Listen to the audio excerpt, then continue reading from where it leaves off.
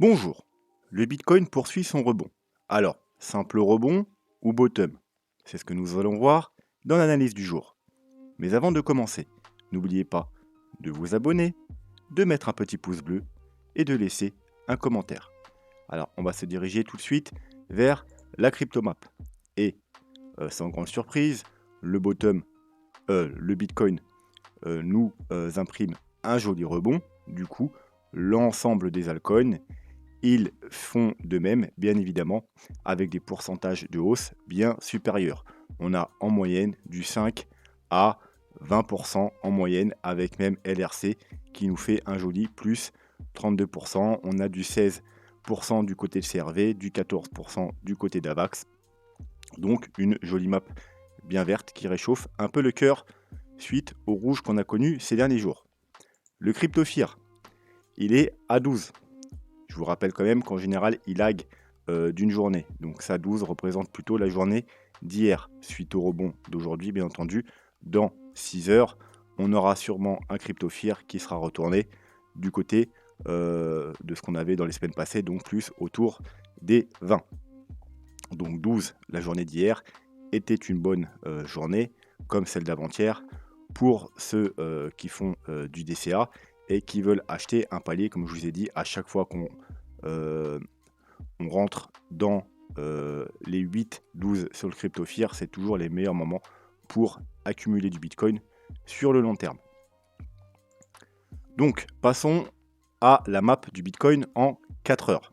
Donc, qu'est-ce qu'on avait hier? Je vous avais dit qu'on avait une jolie divergence H4. Vous voyez, on fait clairement un plus bas et là un plus haut. Donc, il y avait possibilité d'un rebond au moins court terme, d'un rebond H4. Donc, pour ceux qui avaient loupé l'entrée, je vous avais donné deux possibilités pour essayer de choper ce petit train. Première possibilité, c'était d'acheter la cassure de cette trendline, donc le petit rectangle vert qui se trouve ici vers les 35 540 $. Donc c'était la première possibilité. La deuxième possibilité, je vous ai dit tout simplement, vous attendez des bougies rouges et ensuite vous tentez les 0,382 avec un petit stop légèrement en dessous. Si ça casse, vous rechercherez les achats dans la zone idéale des 0,5, 0,618.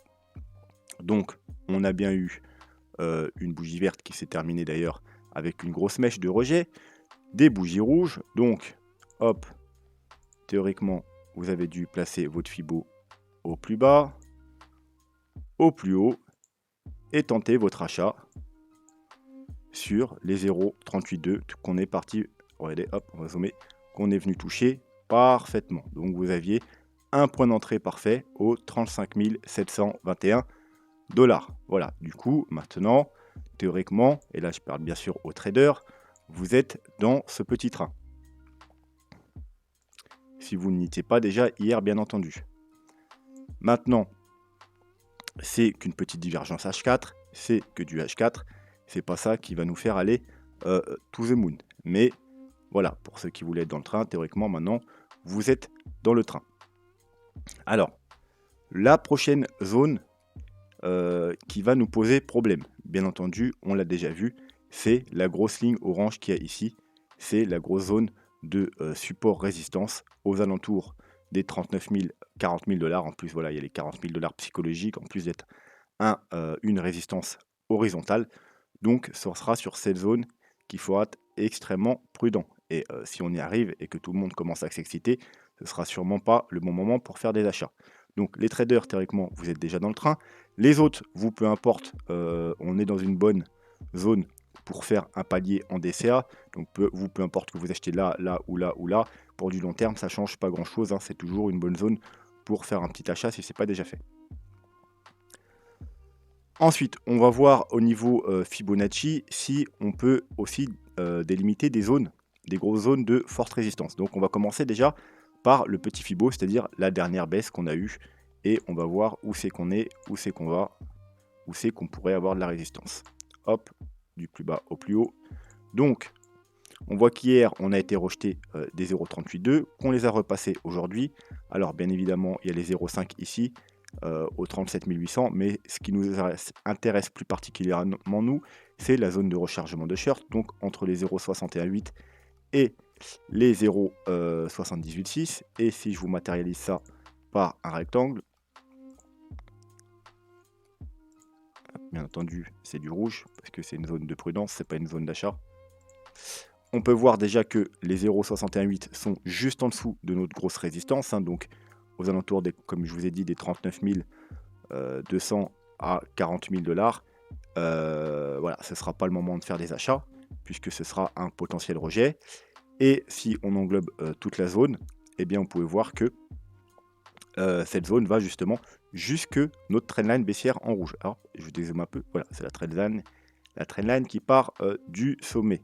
Voilà, donc, bien entendu, toute cette zone-là, ça va être une grosse zone de résistance, c'est-à-dire des 39 200 $ environ jusqu'aux 41 000 $ environ. Ce sera la zone où il faudra être prudent. Ceux qui ont ouvert un trade ici, bien entendu, dans cette zone, il faudra prendre un petit profit au cas où on est rejeté.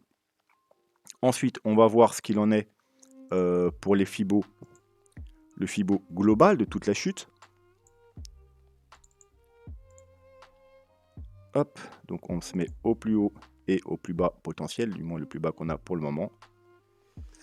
Donc, qu'est-ce qu'on peut voir? On peut voir que, encore une fois, au niveau de notre grosse résistance horizontale, on a un Fibo important, le premier Fibo, le 0,236, même si ce n'est pas le plus important. Hein, le plus important, c'est dans un premier temps le 0,382. Le 0,382, il se situe où? Et bien regardez, il se cumule parfaitement avec notre ancienne trendline baissière rose qu'on a cassé à la hausse, qu'on a pullback dessus, on a recassé à la baisse. Ensuite, elle joue le rôle de résistance et on est parti chuter. Donc également ici, ce sera la deuxième zone importante qu'il faudra passer pour pouvoir continuer la hausse, bien entendu. Niveau très important, car si on arrive à repasser au-dessus, on sera non seulement au-dessus de la trendline baissière, mais également on recassera cette ancienne trendline baissière et les 0,382. Donc du coup, on se dirigera potentiellement vers, alors là je l'avais déjà mis parce que le bottom pour l'instant n'a pas changé depuis hier, la grosse zone de rechargement de short, c'est la zone à passer si vous voulez qu'on aille faire des nouveaux plus hauts. Le bas de cette zone se situe aux 52 000 $, le haut de la zone aux 59 000 $. Voilà, donc premièrement, on fera très attention ici. Bien entendu, si on casse ce niveau-là, plus la trendline, ça peut être également un signal d'achat. Pareil ici, hein, si on casse cette trendline et les 0,382, ça peut être également un signal d'achat pour à chaque fois viser le niveau supérieur. Voilà. Par contre, on ne fait pas d'achat quand on est juste en dessous. C'est-à-dire là, en dessous de cette grosse zone plus la trendline, c'est pas là qu'il faudra faire des achats, ni là non plus. C'est une fois qu'on casse ces niveaux. Voilà. Là, du coup, pour les traders, eh bien, on est un peu au milieu de nulle part, donc c'est pas le moment idéal non plus pour tenter un achat, parce qu'on est un peu au milieu de nulle part. On est plus très très loin quand même de la zone ici. Si vous devriez mettre un stop, malheureusement le stop devrait mettre en dessous ici. Donc il y a le rendement risque et pas super intéressant. Maintenant, comme promis, on va s'intéresser au daily. Parce que les jours passés, on a vu beaucoup les gros time frames, les confirmations qu'on attendrait sur les gros time frames pour aller faire des nouveaux plus hauts. Mais bien entendu, un retournement de tendance commence par les petits time frames. Donc déjà le 4 heures, puis le daily, puis le 3 jours, puis le weekly, ainsi de suite. Donc si vous voulez être placé tôt, bien entendu, il faudra commencer par regarder le daily, même le 4 heures. Mais le 4 heures, c'est quelque chose qui va nous donner des petits rebonds. Ici, on avait des signaux 4 heures. Ici, on avait des signaux 4 heures. Ici, on a des signaux 4 heures. Ça ne nous empêche pas d'aller à chaque fois plus bas. Voilà, donc à minima, c'est le daily pour avoir au moins un rebond assez conséquent. C'est pour ça qu'aujourd'hui, on va se concentrer sur le daily. Mais bien entendu, tout ce que je vais vous montrer sur le daily, vous passez en 4 heures si vous voulez avoir des signaux plus tôt, mais bien entendu, moins fiables.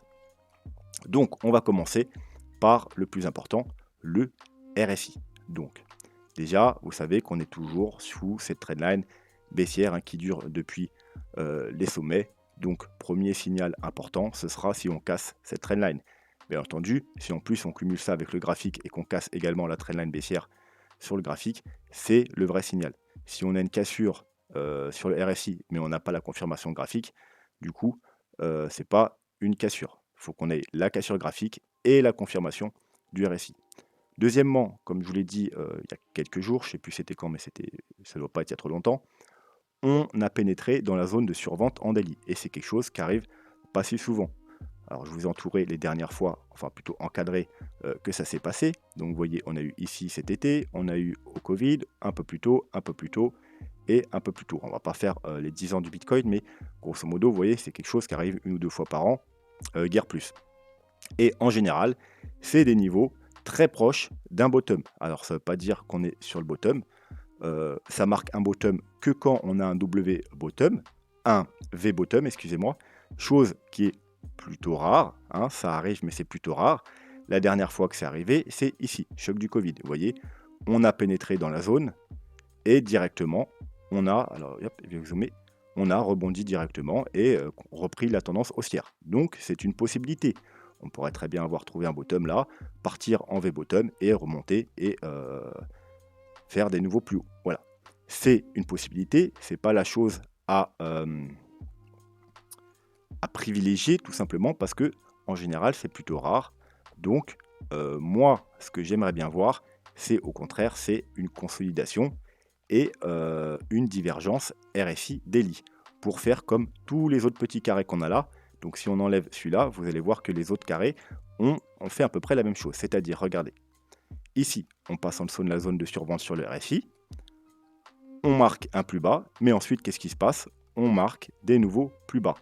Par contre, sur le RSI, vous voyez qu'on ne retourne pas en zone de survente. On marque des divergences, c'est-à-dire qu'on fait un plus bas sur le prix, mais des plus hauts sur le RSI.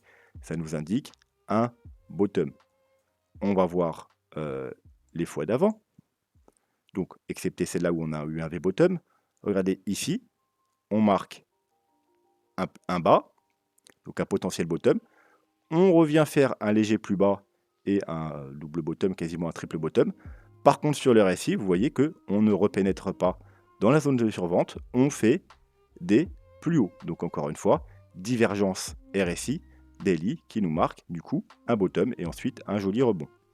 La fois d'avant, vous voyez ici, voilà, pareil, on va dans la zone de survente, on marque un bas, mais ensuite on marque encore des plus bas. Hein. Alors on va pas beaucoup plus bas, mais on marque quand même des plus bas. Par contre sur le RSI, on ne repénètre pas dans la zone de survente et on fait des plus hauts, divergence haussière, encore une fois. Ça nous fait un joli rebond. Alors là, on n'a pas l'impression que c'est un rebond, un joli rebond, mais vous voyez, si on va du plus bas au plus haut, ça nous fait quand même un rebond de 42%. Voilà. Alors, comme je vous ai dit, c'est ce potentiel bottom, c'est pas ça non plus qui va nous dire qu'on va les faire de nouveau plus haut, mais à minima, ça va nous donner un gros rebond, à minima 40, 50 ou 60%. Ensuite, on peut voir la fois d'avant, et on verra encore une fois, c'est exactement la même chose.